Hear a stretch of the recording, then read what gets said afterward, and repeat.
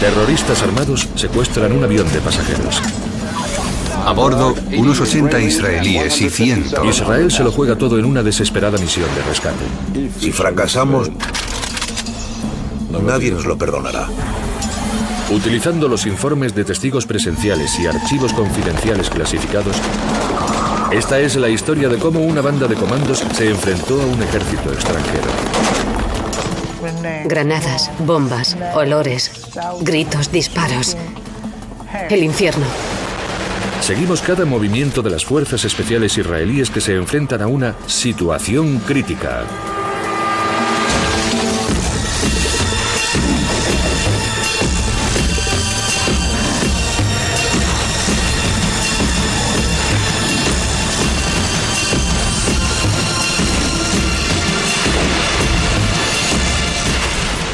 Situación crítica.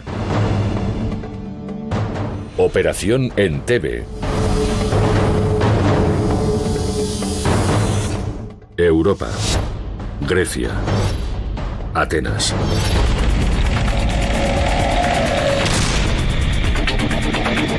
El vuelo 139 de Air France hace la parada prevista en Atenas para recoger a 58 pasajeros más.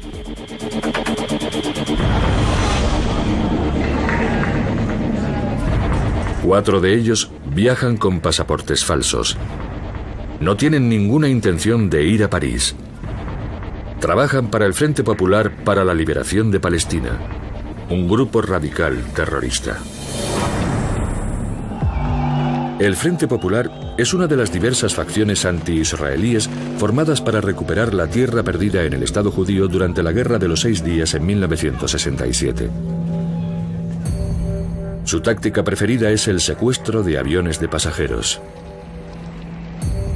Los grupos pro-palestinos han secuestrado más de 50 aviones en la década pasada. Esta vez, su objetivo es el aeropuerto de Atenas, porque los miembros del personal están en huelga. Cuentan con que la seguridad sea deficiente.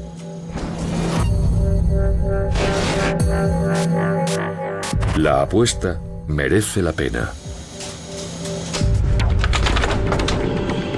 Los terroristas embarcan en el vuelo 139 que salió de Tel Aviv, en Israel, ese mismo día.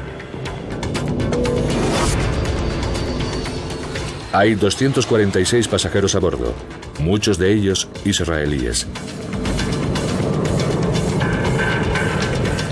Cuando el avión alcanza la altitud de crucero, la luz de los cinturones se apaga. Esa es la señal que han acordado los terroristas para actuar.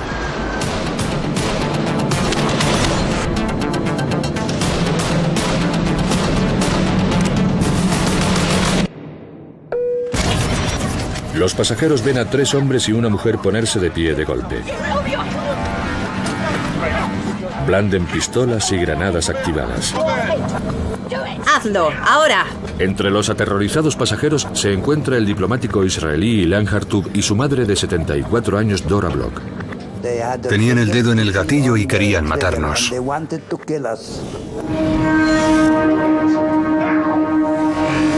Todos estábamos seguros de ello.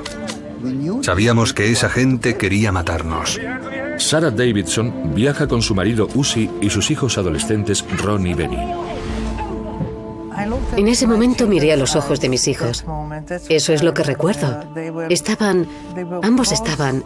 Los dos tienen los ojos azules y sus ojos azules estaban mirando hacia arriba como si hablaran con Dios. Dios mío, ¿por qué nos pasa esto?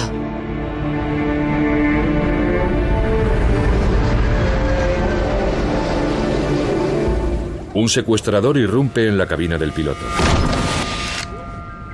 Le ordena que cambie la ruta del avión y que corte la comunicación por radio.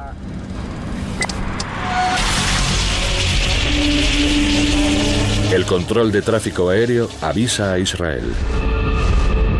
El vuelo 139 ha sido secuestrado. Le entregan una nota al primer ministro de Israel, Isaac Rabin. Esta es la imagen real de archivo del momento en que recibe la noticia.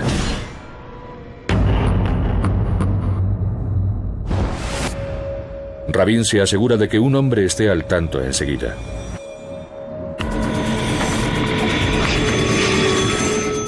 En las profundidades, debajo del Ministerio de Defensa en Tel Aviv, se encuentra el hoyo. Es a prueba de bombas, sin ventanas, y el inmenso corazón del ejército israelí, abierto las 24 horas del día, todos los días de la semana. Mookie Betzer recibe la noticia. Es el jefe del escuadrón antiterrorista. La sensación que tiene uno es de rabia y furia. Los terroristas están negociando con la vida de inocentes. La unidad de Betzer ya se ha enfrentado a secuestros de aviones antes.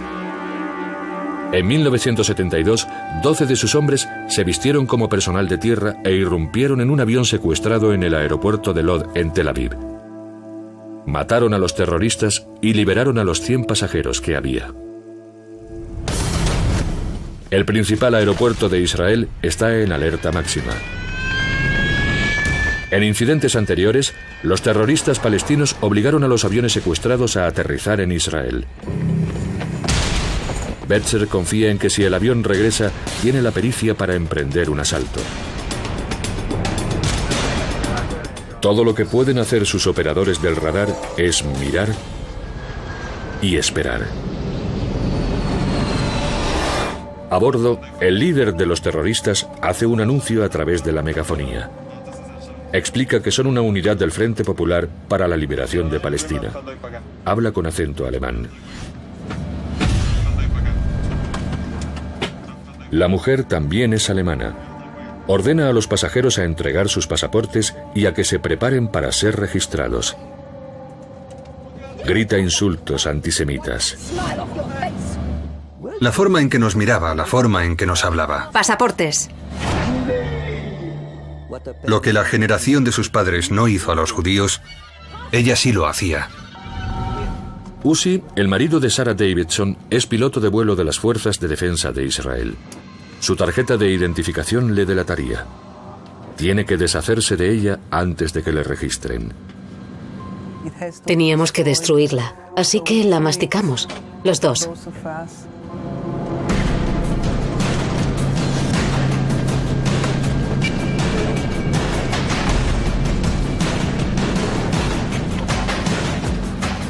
Meten los trozos de la tarjeta masticada en una lata vacía de Coca-Cola. Pasaporte. Venga, ¿dónde está? En cuestión de segundos.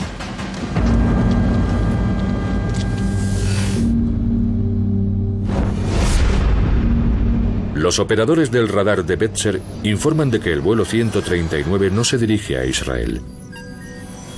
Se dirige hacia Libia, al norte de África. En otro país, el ejército israelí no tiene jurisdicción. 2 horas y media después del secuestro, el avión aterriza en el aeropuerto de Benghazi. Libia apoya la causa palestina. Los terroristas envían una petición al presidente Muammar Gaddafi para repostar. Los pasajeros sufren un calor sofocante hora tras hora. Una pasajera, Patricia Martel, dice que está embarazada y teme perder a su bebé. Los terroristas la sueltan. Finalmente, tras 7 horas, el avión, lleno de 42 toneladas de combustible, despega con destino desconocido. A la mujer liberada la llevan de vuelta a casa, a Londres. Israel envía un agente para interrogarla. La mujer confirma que una facción radical palestina ha secuestrado el avión y que 2 de los 4 terroristas son alemanes. Los reconoce en los archivos confidenciales. La unidad los identifica como miembros de Baader-Meinhof, un grupo extremista alemán terrorista. Para Betzer son noticias espeluznantes. Significa que los grupos extremistas están aunando sus fuerzas para atacar Israel.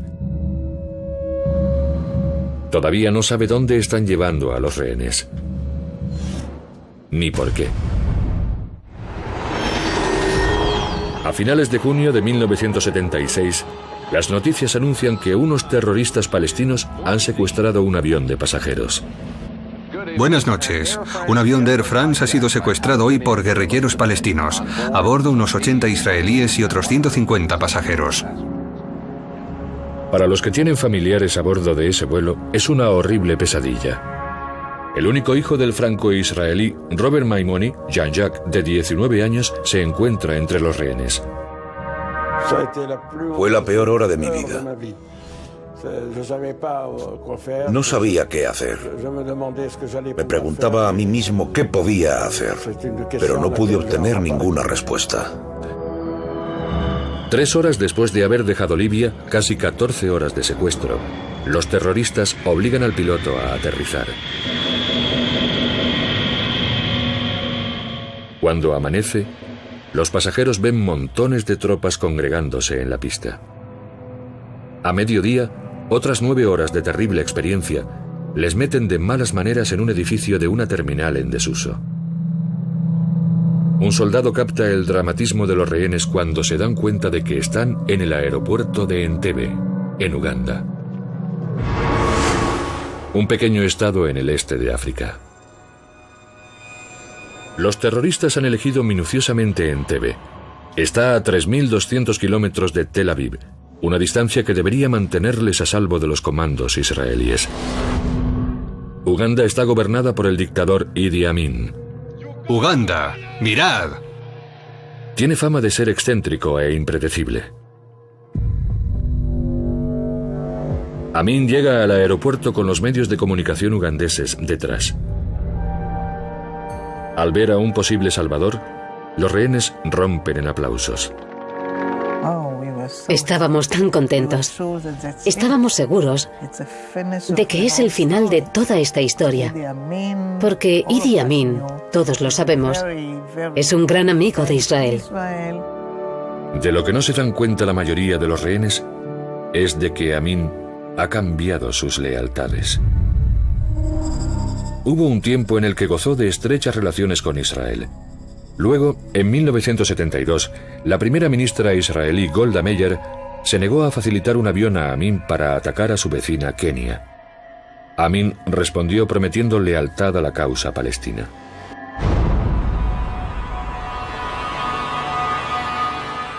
Israel se ve desafiado por unos terroristas y por un ejército entero.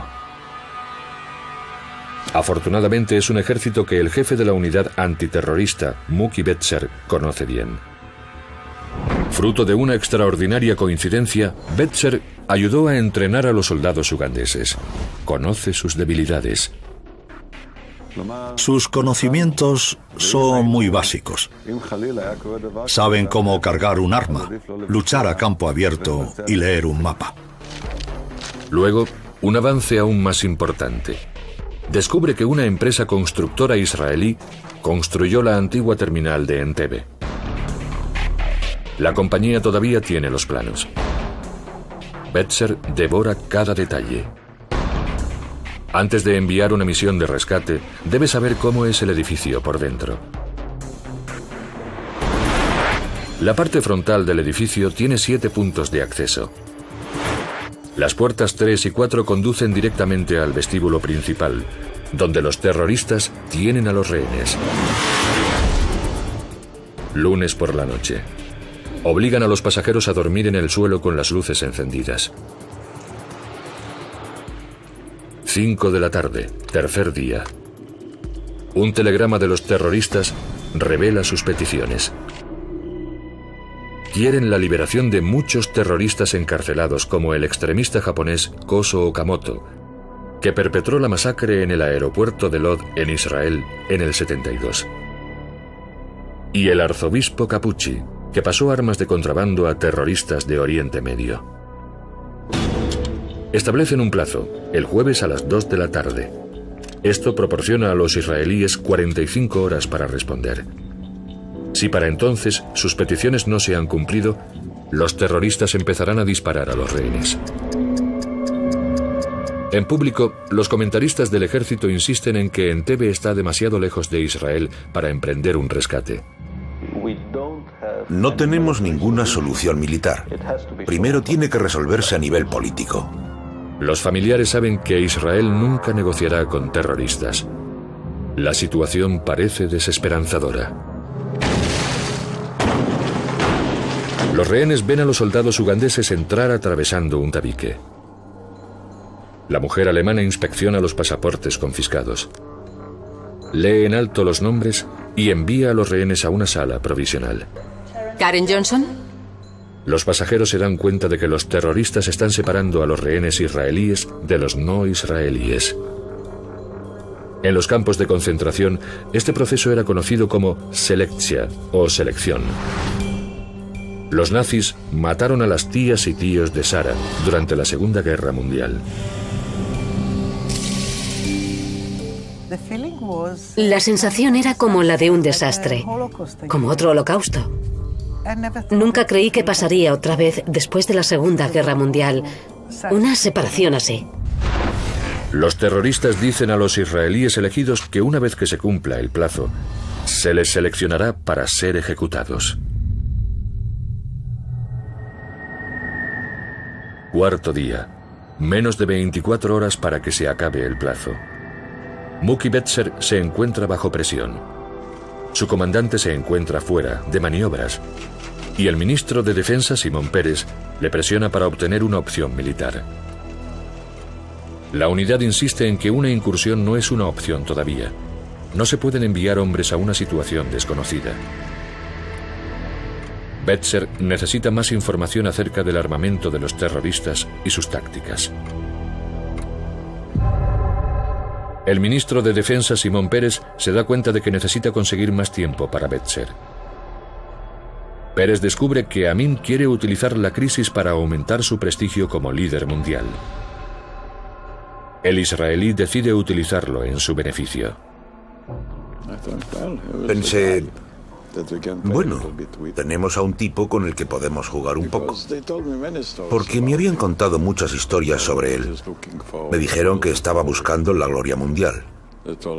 Y le dijimos que si nos ayudaba a salvar a la gente secuestrada, podría ganar el premio Nobel.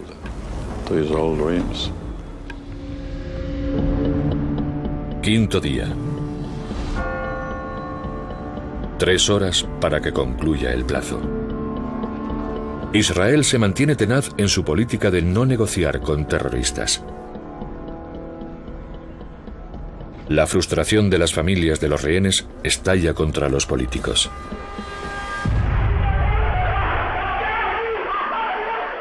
Dad a los secuestradores lo que os piden, gritaban. Dejad que nuestros seres queridos regresen con vida. Robert Maimoni se une a la campaña, instando a Israel a ceder a las peticiones. Siempre esperé que por ese precio podríamos tener a nuestro hijo vivo de vuelta. Los terroristas vuelven a llevar a los rehenes israelíes a la terminal principal.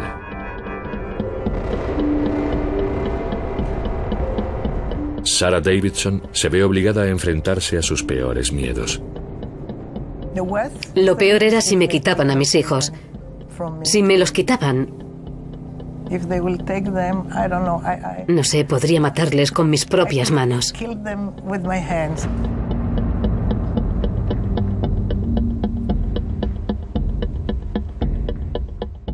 Haría lo que fuera por salvar a mis 2 hijos. Se tiene que dar algo. Si no, asesinarán a personas inocentes. Quedan minutos para que finalice el plazo y los terroristas palestinos ejecuten a los rehenes israelíes. El mundo observa, escucha y reza. En Jerusalén y en todo Israel, los judíos dedican sus plegarias a rezar por la seguridad de los rehenes. Las familias de los rehenes toman las riendas y descienden a la oficina del primer ministro en Tel Aviv, Isaac Rabin, para hacer una petición. El tiempo se está agotando y el miedo y la ansiedad de los familiares de los rehenes israelíes se desborda en un sentimiento de enfado. Para los políticos de Israel, la presión es insufrible. Sin una opción militar, anuncian un cambio radical que deja atónito al mundo entero. Cederá a las peticiones de los terroristas. Los israelíes están frustrados y resignados. Frustrados porque no hay nada que puedan hacer para cambiar la situación excepto ceder ante los secuestradores. Y resignados por tener que hacerlo. Las noticias llegan con un enorme alivio para las familias de los rehenes. Pero ellos, al igual que el resto del mundo, están siendo engañados por el gobierno israelí. Tengo un grandísimo respeto por los sentimientos de los padres, pero en el fondo de mi corazón no tenía la menor duda de que se trataba o de liberarlos a la fuerza o de perderlos. Idi Amin cree que él ha obligado a los israelíes a echarse para atrás. En su propia mente ha negociado una solución pacífica que le hará ganarse el respeto del mundo. Convence a los terroristas para que alarguen el plazo hasta el domingo a la 1 del mediodía, en 72 horas. Así pues, el farol de Israel merece la pena mucho más de lo que hubieran podido soñar. Los 4 palestinos extremistas que secuestraron el avión de Air France, llevándolo hasta Uganda, han liberado hoy a un centenar de rehenes antes de que se cumpliera el plazo. Una actuación que incrementa aún más la presión sobre Israel. Los terroristas sueltan a todos los rehenes no israelíes. No obstante, para Mookie Betzer es un gran adelanto. Sabe que los rehenes liberados pueden facilitarle la información precisa que necesita. Ese momento fue muy emotivo. Dije, wow, han cometido un gran error. Los testigos se estrujan el cerebro para evocar cualquier dato crucial. Betzer se entera de que al menos hay 6 terroristas. Trabajan por turnos, con 2 libres en el vestíbulo de primera clase a cualquier hora. Cada uno lleva una ametralladora. Algunos llevan explosivos. Hay otro dato crucial en la información. Cada noche, a medianoche, ordenan a los rehenes que se tumben en colchones de paja. Y hacia la 1 de la mañana, la mayoría duerme. La unidad antiterrorista cuenta con la presión de tener que dar con un plan de rescate. Johnny Netanyahu vuelve a las maniobras para estar al mando.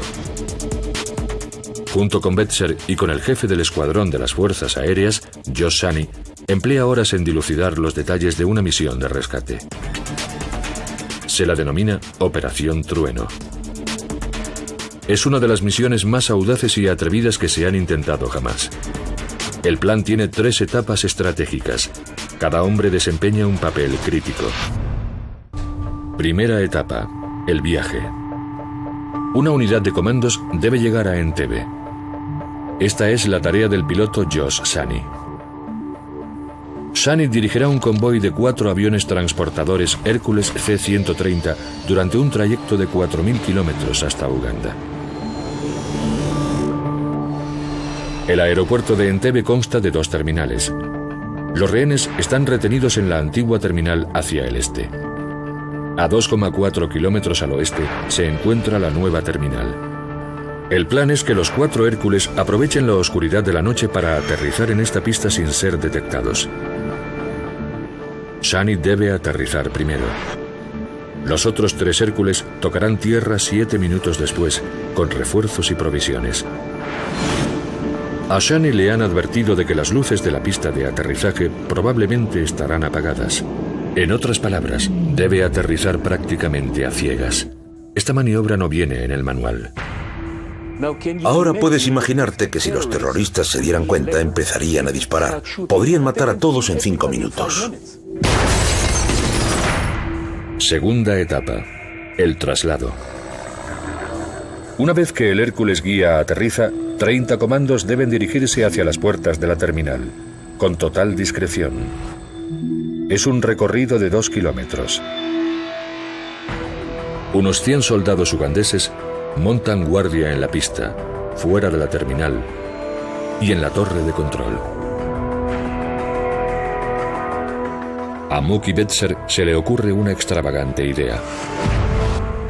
Planean llegar desde el Hércules hasta la terminal, haciéndose pasar por escoltas militares ugandeses. Betzer recuerda cómo conducen a Amin y sus jefes del ejército en grandes coches negros, seguidos de jeeps militares. Los soldados ugandeses viven aterrorizados por Amin y sus generales. Cuando ven tal escolta, les dejan pasar sin poner ninguna objeción. Los israelíes traen a Entebbe un Mercedes negro y 2 jeeps. Aunque parezca mentira, planean llegar en coche hasta la terminal pasando al lado de los ugandeses. Tercera etapa: el asalto. Johnny Netanyahu y un pequeño equipo se encargarán de los ugandeses que están en la pista. Entre tanto, equipos de 3 irrumpirán por las puertas de la terminal. Eliminarán a los terroristas y liberarán a los rehenes. Comienza el sábado en Entebbe. Es el día antes del fin del plazo. Para la rehén Sarah Davidson, ya no es una cuestión de si va a morir, sino de cómo.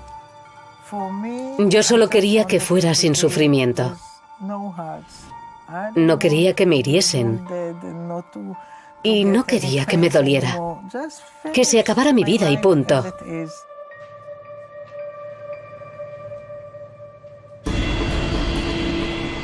Ella no sabe que una unidad del ejército israelí está de camino.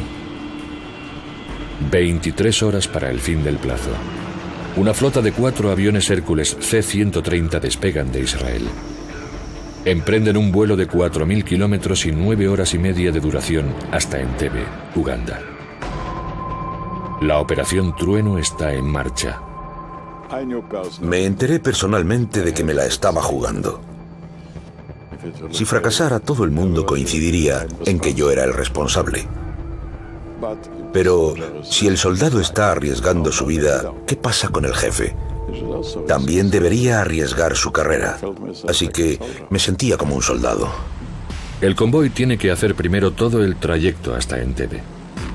Es un viaje muy peligroso. La ruta por el Mar Rojo les expone al alcance del radar de 3 países que en 1976 son enemigos de Israel: Egipto, Arabia Saudí y Sudán. Para evitar ser descubiertos con el radar, deben volar toda la longitud del Mar Rojo, 1.450 kilómetros, a menos de 30 metros por encima de la superficie del agua. La pesada carga recae sobre los hombros del piloto líder de 30 años, Josh Shani. Dije, ahora es esto. Hacerlo o aparecer en la historia como el mayor fracaso de las fuerzas aéreas israelíes y de las operaciones militares israelíes. En Entebbe, una ambulancia se lleva a la enferma de 74 años, Dora Block, a un hospital en Kampala, a 35 kilómetros de allí. Su hijo, Ilan, tiene que quedarse. Dije que me gustaría ir con ella, pero entonces la mujer alemana me gritó: «No, por supuesto que no, eres imbécil», y cosas así.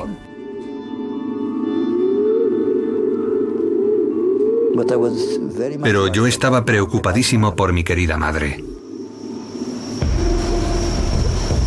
En el Hércules Guía, Mookie Betzer se ha ofrecido a desempeñar el papel más peligroso de la misión. Betzer guiará al equipo de 3 que entrará por la puerta 3 a la habitación principal, donde se encuentran los rehenes. Para sus hombres, Betzer irradia valor. En realidad está atormentado por un fracaso anterior. 2 años antes, Betzer participó en una misión de rescate truncada en Malot, en el norte de Israel. Cuando palestinos armados tomaron un colegio, los israelíes realizaron un asalto. Los terroristas vieron llegar a los israelíes y dirigieron sus armas hacia los rehenes. 21 niños fueron asesinados. Betzer está desesperado por enmendarlo. Según lo previsto, unos minutos antes de medianoche, Shani se prepara para tocar tierra. Respira hondo. Debe aterrizar con 72 toneladas de maquinaria en la oscuridad. A medida que se aproxima, va viendo la pista. Las luces están encendidas. El jefe de las fuerzas aéreas me preguntó: ¿estás bien? ¿Ves la pista? ¿Puedes aterrizar?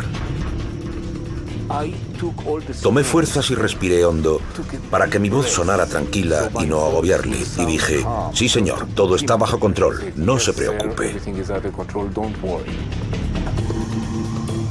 Fue un momento genial. La pista está ahí. Puedo hacerlo.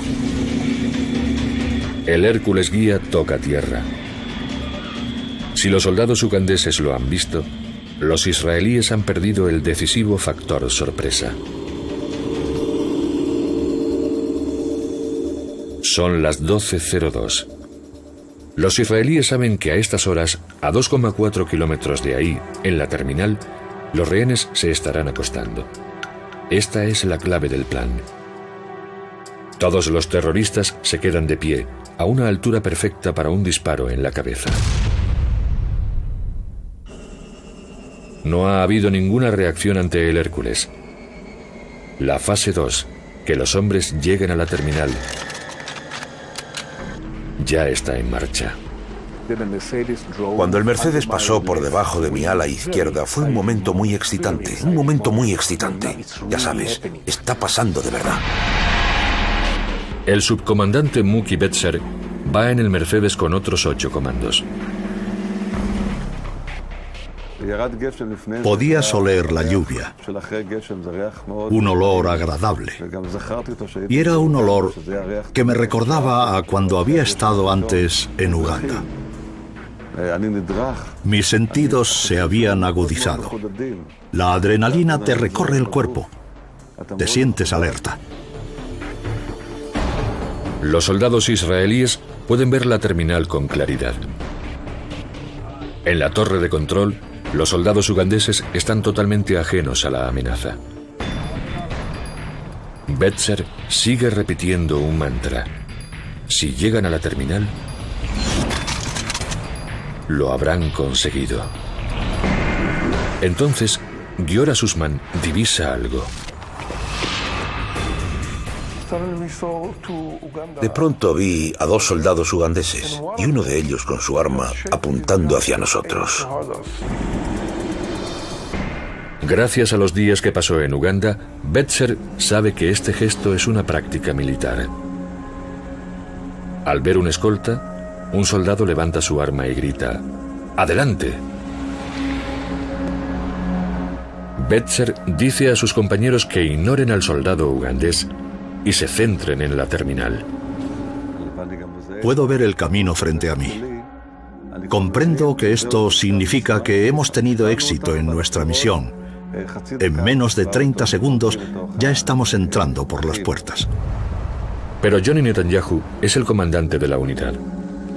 Contradice a Betzer y ordena a Giora ayudarle a eliminar al soldado. Vale, tenemos que matarlo. Está tratando de interrumpirnos.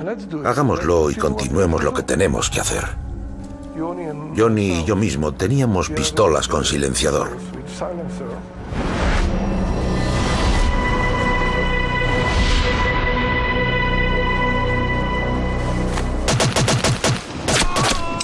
El ugandés recibe varios tiros. Los israelíes creen que han eliminado el peligro.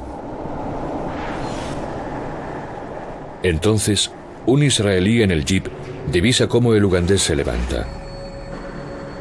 No le han matado. El israelí alcanza su Kalashnikov. La ametralladora no tiene silenciador. El sonido retumba por el aeropuerto.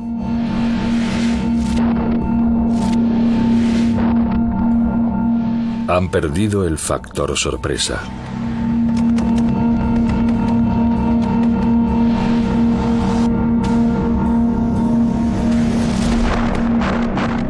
El plan está destrozado. Los soldados ugandeses riegan los vehículos con sus ametralladoras, obligándoles a detenerse a 70 metros de la terminal. Betzer teme que estén asesinando a los rehenes dentro. Es una situación crítica.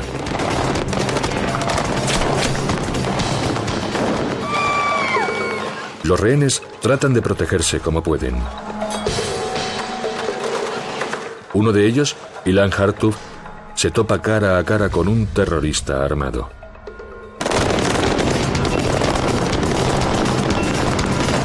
Betzer consigue llegar a la torre de control.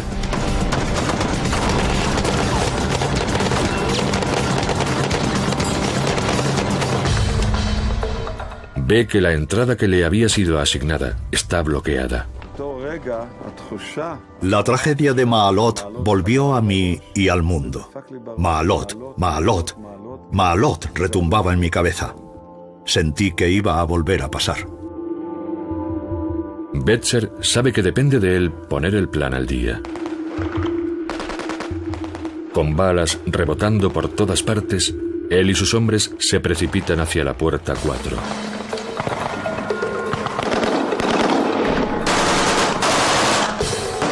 Dentro, Ilan Hartub ve el cañón de la ametralladora de un terrorista. Estaba seguro de que iba a dispararnos. Tenía el dedo en el gatillo. Un disparo hace que los rehenes se tiren al suelo. Proviene del equipo de asalto de Betzer.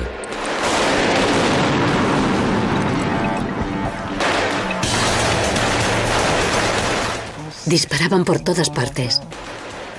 Dentro, fuera, granadas, bombas, olores, gritos, disparos. El infierno.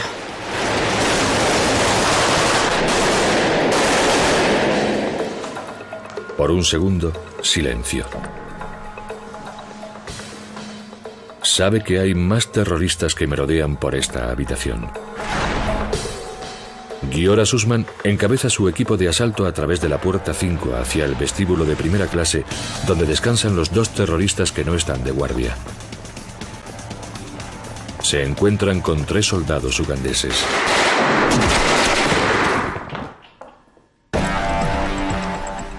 Luego, se topan cara a cara con 2 hombres desarmados, vestidos de civiles. Deben tomar una decisión en un segundo. ¿Son terroristas o rehenes inocentes? Y le dije, dispárales, son terroristas. Xiaomi, no, son rehenes. Y dije, no, te equivocas, dispárales.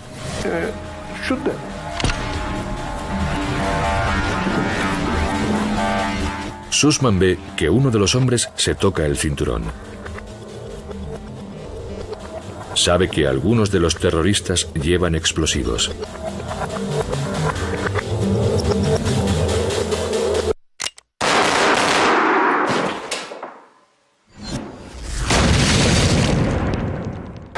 En la pista, Johnny Netanyahu y sus hombres están luchando por ganar terreno.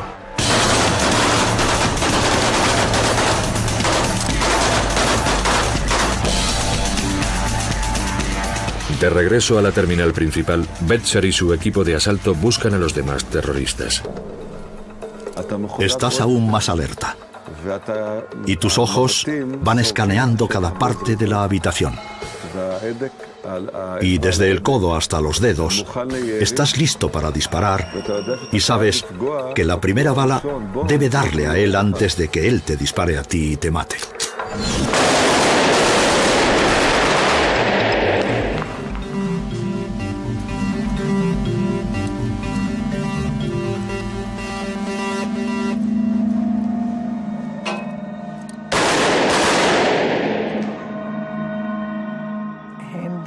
Y luego hubo un momento de calma.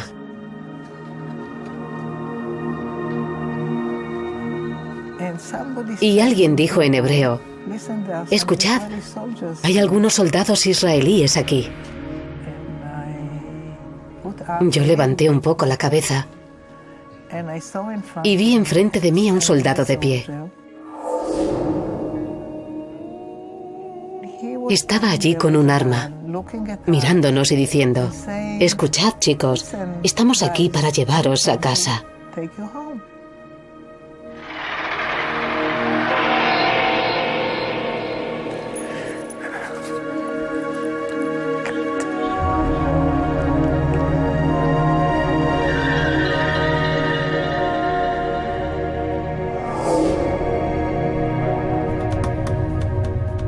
El humo se despeja en el pasillo que conduce a la sala VIP.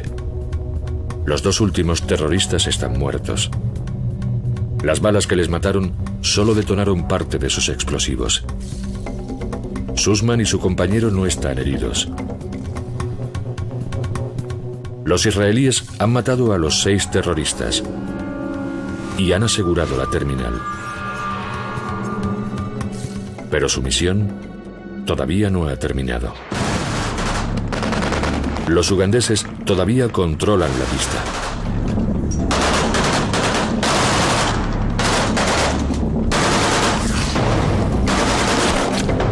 Un israelí cae.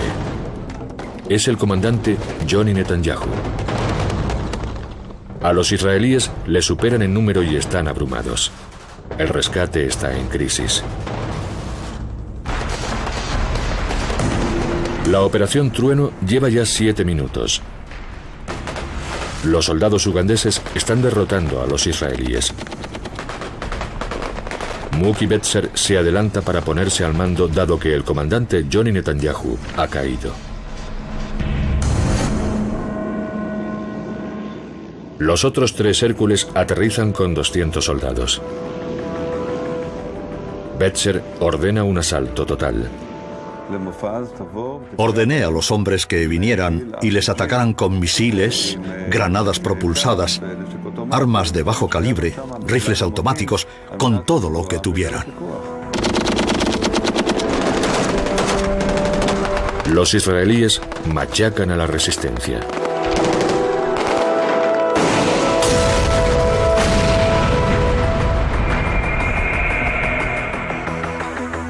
...20 soldados ugandeses yacen muertos.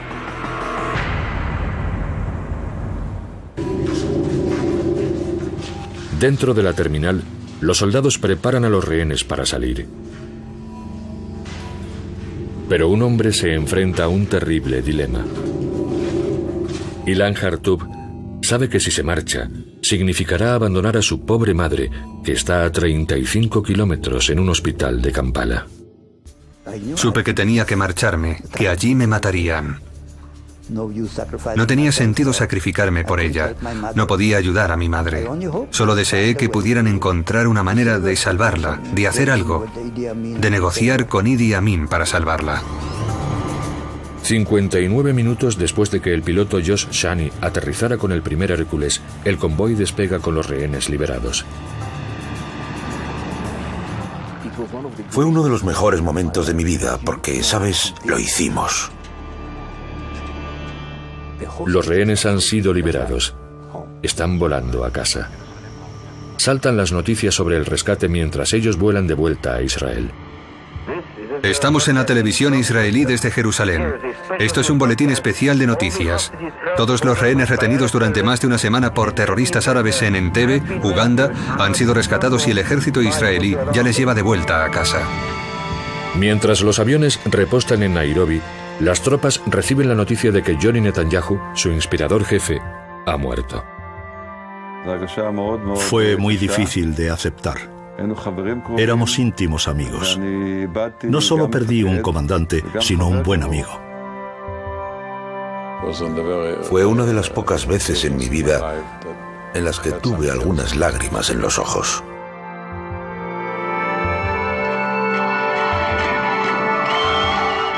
Las cámaras captan las eufóricas escenas en el aeropuerto de Ben Gurion, en Tel Aviv. En contra de todo pronóstico, Israel ha triunfado.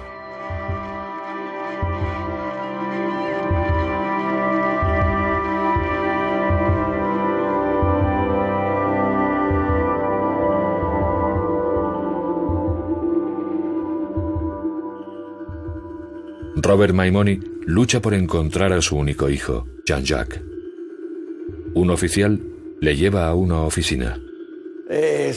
Y cuando llegamos a la oficina, simplemente nos dijeron que nuestro hijo estaba muerto.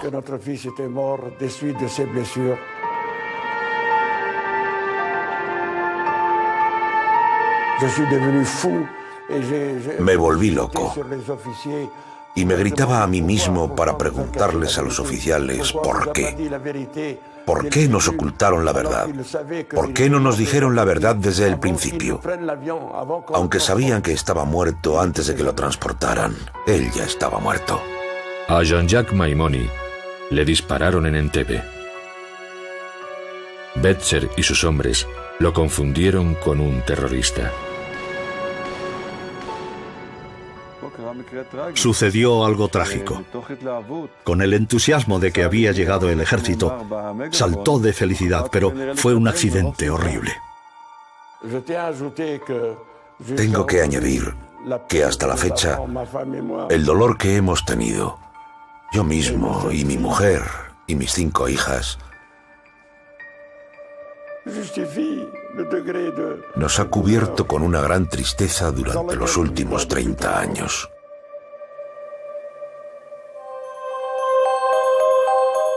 De Dora Bloch, la mujer de 74 años trasladada a un hospital de Kampala cuando enfermó, nunca se volvió a saber nada. Años después, miembros de su familia viajaron a Uganda para averiguar qué había sucedido. En cuanto Idi Amin oyó que ella se había quedado allí después del rescate, encargó a sus matones sacarla del hospital y matarla. Y por supuesto, más tarde supimos que tiraron el cadáver. De modo que cuando derrocaron a Amin, pudimos traer su cuerpo de vuelta a Israel y enterrarlo junto a mi padre. 5 israelíes murieron, pero 101 fueron rescatados en Entebbe. Se celebra como un momento decisivo en la breve historia de Israel. En 59 minutos, una pequeña nación mostró al mundo entero que se puede derrotar al terrorismo.